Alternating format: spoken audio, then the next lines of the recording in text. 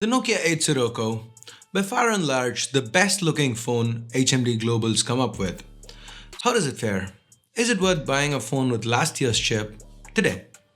These are the questions that I'm going to try to answer. Well, these and a little bit more.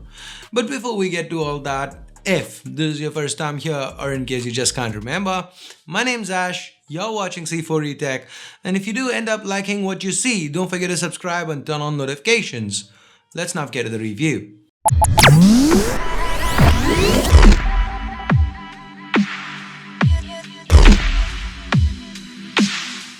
Like I said, the Nokia 8 Sirocco, it's the best looking phone that HMD Global's ever put together. Nope, it doesn't have an 18:9 panel, but it's not something I really missed in my time with it. That's thanks in large to the flowing edges, the thin bezels, all that make this phone very single-hand usage friendly. Maybe an 18:9 panel would have made it more 2018, but there's not really much I could complain about with regards to the looks. There's Gorilla Glass all around, the 7.5mm thickness, the stainless steel frame. It feels great in hand. Yes, it is slippery as every other premium looking phone is, but it is one hell of a looker. The IP67 water and dust resistance is also a welcome addition to the 8 Sirocco. The display here is a 5.5-inch POLED panel from LG. The color shift isn't something that bothered me. The QuadHD resolution means a pixel density of over 500 pixels per inch, which is insanely sharp for everything including VR. The color reproduction is natural, the panel gets bright enough to not pose issues outdoors. There's also an always-on functionality which I mostly left off and instead chose to use the glance option, but it is there if you want it.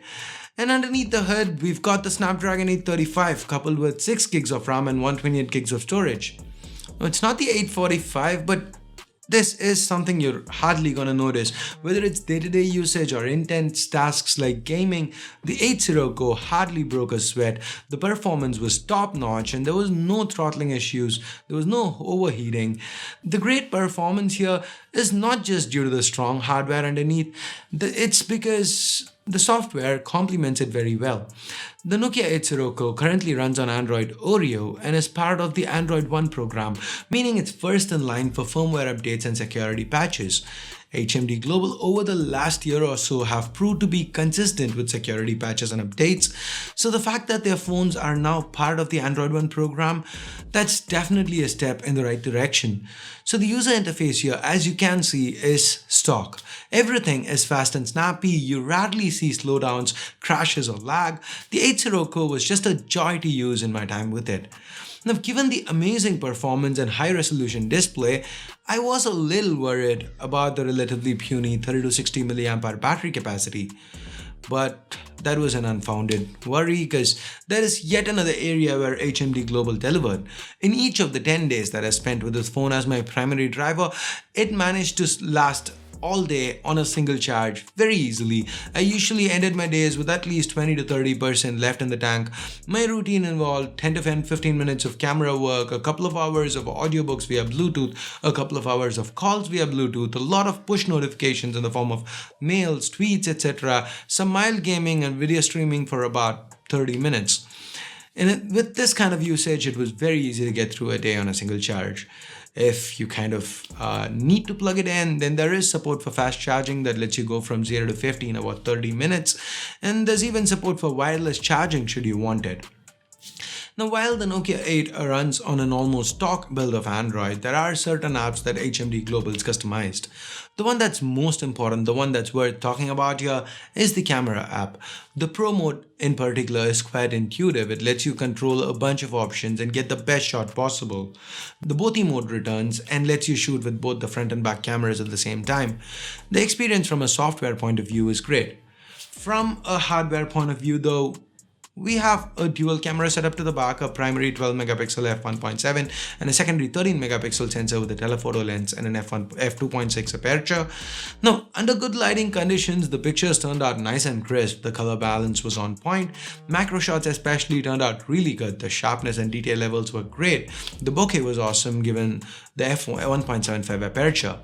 That said, I wish the dynamic range was better. Like in this instance, I find the trees here to be a little lacking on detail. The secondary camera that helps with lossless zoom, it performs well. HMD Global's also provided a dedicated bokeh mode for portrait mode shots. The blurring looks natural and for the most part the edge reduction is fine. The selfie camera can also do bokeh. It's good, but at times the edges can be a little weird. The results are of course not as good as the ones with the rear camera, but it gets the job done. The selfie camera, it's a 5 megapixel sensor and it gets the job done. Now back to the rear camera. Under low light, things kind of get wonky despite the lens, despite the Zeiss optics, despite the wide f1.75 aperture, despite the large 1.4 micron sized pixels. The images aren't really great. Sure, they are usable, but it doesn't hold up with the competition. Here are some examples.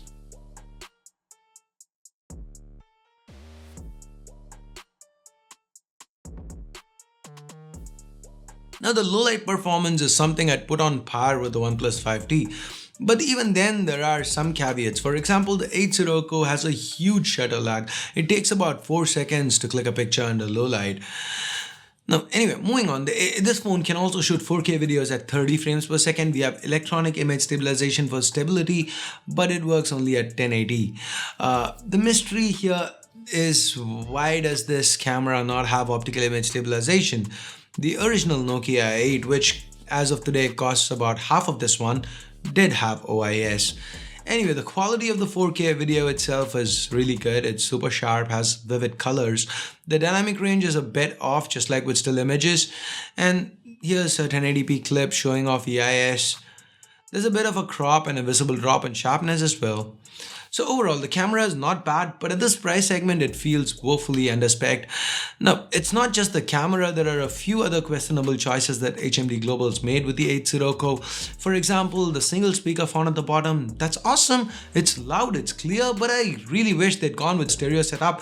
They did with the Nokia 6, but it's not here for some reason. And then there's the omission of the headphone jack.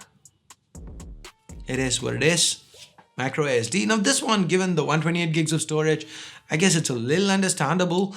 But the most perplexing omission is the omission of the second SIM slot. Even a brand as huge as Samsung realizes that in a country like India, a second SIM is a necessity.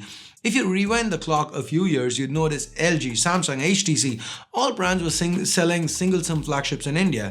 But through the years, everyone, well, barring Google and Apple, seem to have realized the importance of that secondary SIM slot in a market like India. The omission, like I said, is perplexing. All that said, the biggest misstep here has got to be the price though. The 8 Sirocco, as you've seen in this video, is one hell of a phone. There are some cons, yes, but it feels great in hand. It looks amazing. Its performance, despite the last gen chip, is close to flawless. Android One is very promising, but that 50,000 rupee price tag, that's just asking way too much. With new chips coming out, even established brands like Samsung have dropped prices on phones with last gen chips. Brands like LG and Moto, who've brought their last gen chip sporting phones a little late to the market, have come at lower price tags. Now, to give you guys some perspective, here's a rundown of the pricing of phones with an 835 or equivalent chip inside. Galaxy S8, 47,000 rupees. Pixel 2, 50,000 but often on sale for much less. LG V30 Plus, 45,000 rupees. The Moto Z2 Force, 35,000 rupees. And below that, you've got the OnePlus 5T and Mi Mix 2 at 33,000 rupees. The Honor View 10 at 30k. And hell, Nokia's own Nokia 8 at 28,000 something. This kind of makes the 8 Sirocco the most expensive phone on the market today with an 835 chip. And when the asking price is that high, being just good enough is not good enough. If the 8 Sirocco was launched at 40,000, it would have been a great deal. Android One, IP67, that stainless steel build, it would all have been very hard to ignore. But at 50k, it's just not good value. It still is a good phone, don't get me wrong. You could buy one if you wanted to, but if you are willing to look elsewhere, there are many other options that offer you better value for your money. So that's it for my 2 cents on the Nokia 8 Sirocco. Do you agree with what I've had to say in this video? Do you disagree with something? Let us know all about it in the comments below. And now, I must bid you adieu. If you hated this video, you know what to do. But if you did like it, go ahead, give this video a thumbs up. Subscribe to C4E Tech and turn on notifications. Also share this video with your friends and family if you can. Thanks a lot for watching. Till next time, this here's Ash. You've been watching C4E Tech, and I'm signing off for now. You guys have a great day. Bye bye.